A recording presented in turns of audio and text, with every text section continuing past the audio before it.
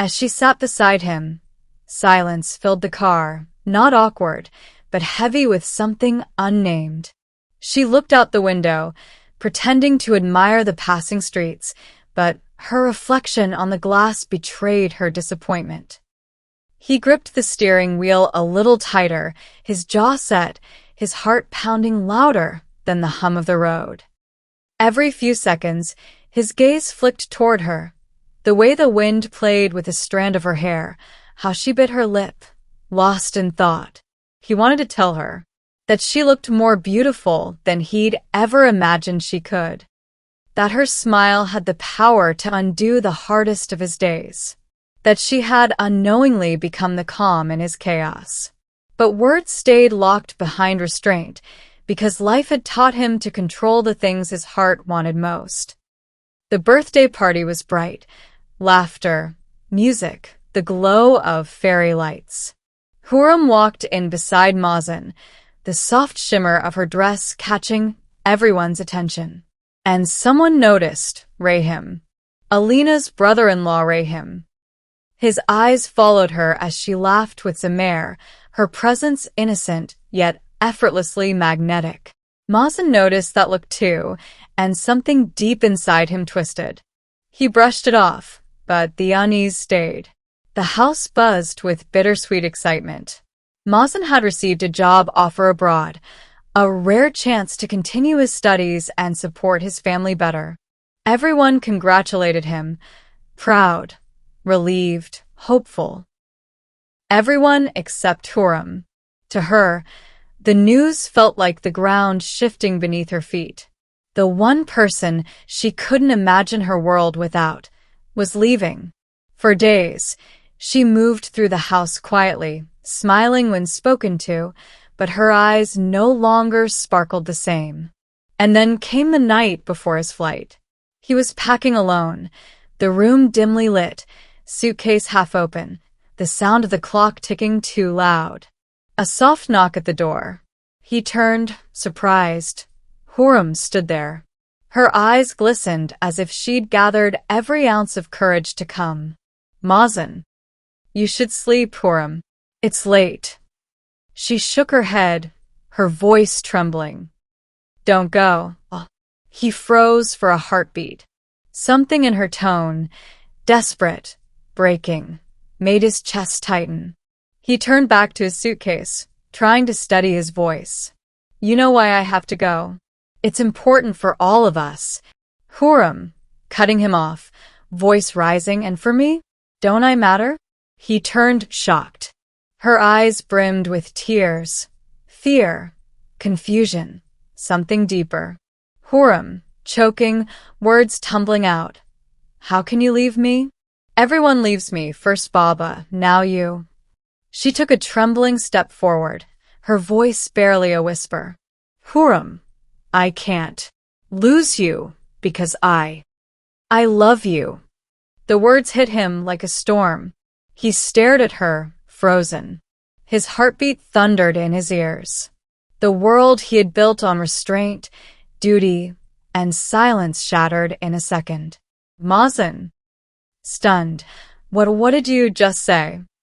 Her tears streamed freely now. Hurrem. You know it too, you feel it, don't you?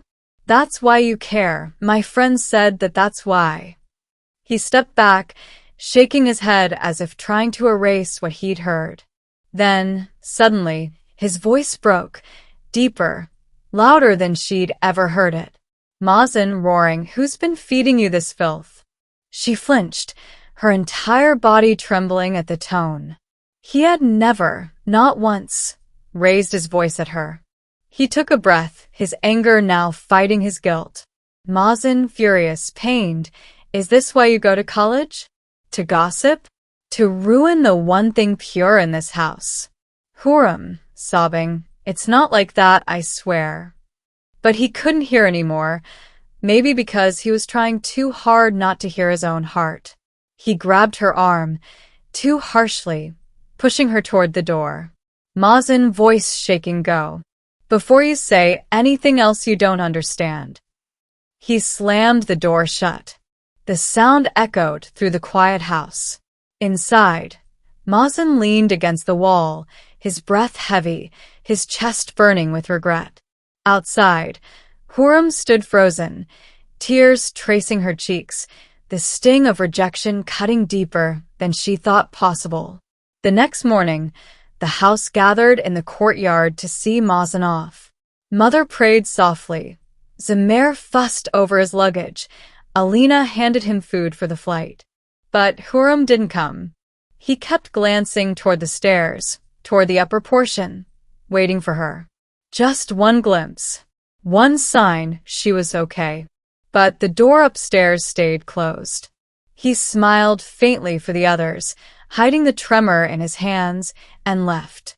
As the car disappeared down the street, Hurrem stood silently behind her curtain, eyes red, lips trembling, watching the only person who made that house feel like home leave.